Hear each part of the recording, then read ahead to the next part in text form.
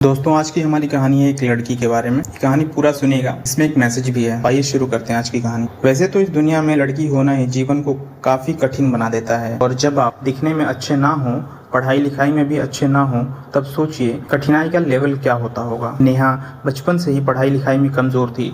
रंग उसका सांवला था, नाक नक्शा भी बाकी लड़कियों की तुलना में इतना खास नहीं था। ऊपर से भगवान ने दांतों की बनावट टेढ़ी मेढ़ी कर दी थी। जब नेहा छोटी थी तो बचपन में स्कूल के बच्चे चिढ़ाते, बड़ी हुई तो गली मोहल्ले के लोग उसे देखकर मुंह फेर लिया करते। कोई भी उसका दोस्त बनने के लिए तैयार न था। उसके रिश्तेदार भी कुछ खास उसे भाव ना दिया करते। बस एक उसकी माँ ही थी जिसे उसके सूरत या लुक्स से कोई फर्क नहीं पड़ता। माँ नेहा से और नेहा माँ से बेहद प्यार करते। दुनिया भर की आलोचनाओं को सहने की शक्ति थी माँ नेहा के लिए। जब कोई उसे डफर बोल देता या जब कोई उसे बदसूरत बोल देता, जब नेहा को शादी के लिए देखने आए लोग उसे बिना पसंद किए लौट जाते, यहाँ तक कि जब खुद के पापा ही उसे मनहूस बोल देते, तब माँ ही तो थी जो उसे समझाती कि लोगों के बोलने से क्या होता है, तू तो मेरी प्यारी बेटी है। भगवान के किए गए इतने अन्यायों के बावजूद नेहा जीना सीख गई थी। वह खुश रहना सीख गई थी। जो भी गिने चुने लोग उससे बातें करते, उन्हें चुटकुले सुनाकर हंसाया करती और खुद भी ठहाके लगाकर हंसा करती थी। इसके अलावा एक और बहुत बड़ी खूबी थी नेहा की। उसे खाना बनाने में बहुत मजा आता था, और न सिर्फ खाना बनाने में मजा आता था, उसका बनाया खाना खाकर लोगों को जो स्वाद आता था वह उनको तृप्त कर जाता था। और यह उसमें अपने आप तो नहीं आया था। दुनिया के ठुकराए जाने के बाद उसने अपना सारा समय खाने की रेसिपीज की किताबें, रेडियो शोज और टीवी चैनल्स को समर्पित कर दिए थे। नेहा की तारीफ तो कोई भी नहीं करता, लेकिन उसके हाथों के बने खाने की तारीफ हर वह व्यक्ति करता जो उसे चखता था। इस एक गुण की वजह से नेहा अपने आसपास की औरतों में फेमस हो गई थी, क्योंकि जिसे भी खाना पकाना सीखना हो या कुछ नया पकवान बनाना सीखना हो तो वह नेहा के पास आती, और नेहा भी खुशी खुशी उन्हें सब कुछ सिखाती। उसके पास आने वाली औरतें अच्छा खाना बनाना सीख जाती, लेकिन लाख कोशिश के बाद भी नेहा के हाथों का वह जादू जो सबको तृप्त कर जाता, वह कोई नहीं सीख पाता। नेहा की जिंदगी इन्हीं उतार चढ़ावों के साथ कट रही थी।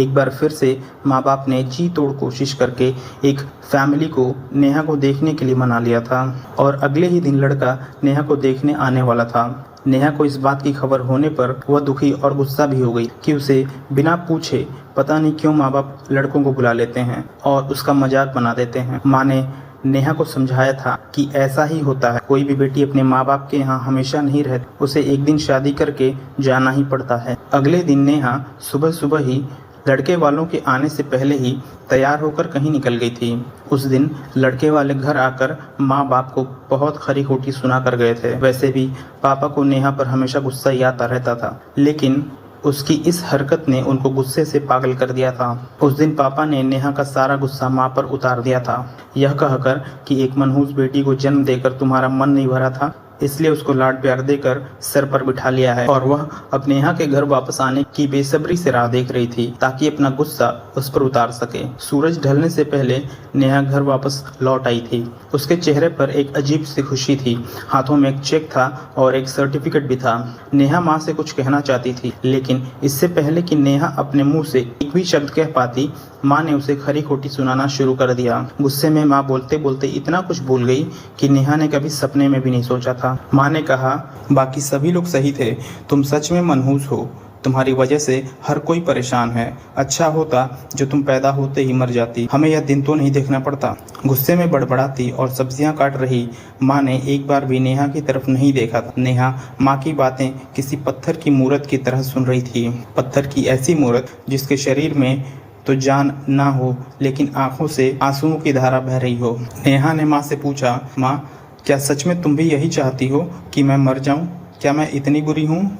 अभी भी गुस्सा सर पर सवार होने की वजह से माँ ने कह दिया, हाँ। बिना एक पल भी सोचे नेहा ने सीधा अपने कमरे में जाकर कमरा अंदर से लॉक कर लिया था, और 1-2 मिनट बाद माँ का गुस्सा शांत होने पर और अपनी गलती का एहसास होने पर वह नेहा के रूम की तरफ गईं। उन्हें पता चला कि नेहा ने रूम को अंदर से लॉक कर लिया है। गुस्से में कुछ कर न ले इसलिए माँ ने तुरंत पापा को इस बात की खबर दी। दोनों ने काफी दरवाजा खोलने की कोशिश की, लेकिन जब नाकामयाब रहे तो दरवाजा तोड़ दिया।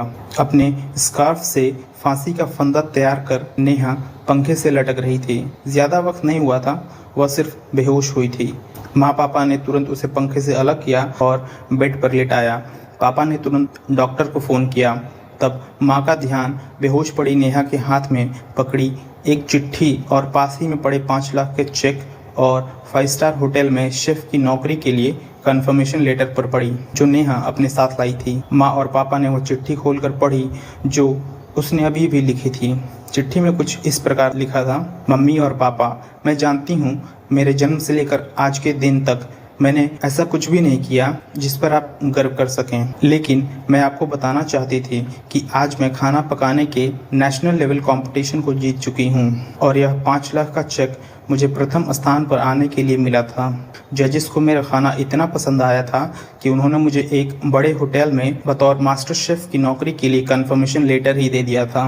पूरी दुनिया मेरे खिलाफ है, मुझे इस बात का कभी फर्क पड़ा ही नहीं और ना ही पापा की कड़वी बातें मैंने अपने दिल पर ली थी, क्योंकि मैं जानती थी बाहर से सख्त दिखते हैं मेरे पापा, अंदर से तो मुझे प्यार ही करते हैं। प्यार ना करते होते तो बिना मांगे मुझे कपड़े, मिठाइयाँ, पटाखे ये सब ना ला कर देते। माँ के प्यार का तो कोई क्या ही बयां कर सकता है। मेरी माँ मेरे लिए सारी दुनिया थी। जब माँ मेरे साथ होती तो मुझे किसी बात की परवाह न थी। मेरी माँ मेरी थी, इसलिए मुझे किसी और की ज़रूरत नहीं थी। मेरी माँ मेरे साथ नहीं है तो मेरी दुनिया मेरे साथ नहीं है, इसलिए मैं आज इस दुनिया को अलविदा कह कर जा रही हूँ। मैं जानती हूँ आपने कभी न कभी भगवान से यह दुआ ज़रूर मांगी होगी, अगले जन्म में मेरे जैसी औलाद ना मिले, लेकिन मैं हमेशा यही प्रार्थना करती थी कि अगले जन्म में तो क्या, मेरे हर जन्म में मुझे आप जैसे ही माता पिता मिले, और आज भी यही प्रार्थना करके उसी भगवान के पास जा रही हूँ। चिट्ठी पढ़ते पढ़ते माँ और पापा सर से पांव तक पछतावे में डूब गए थे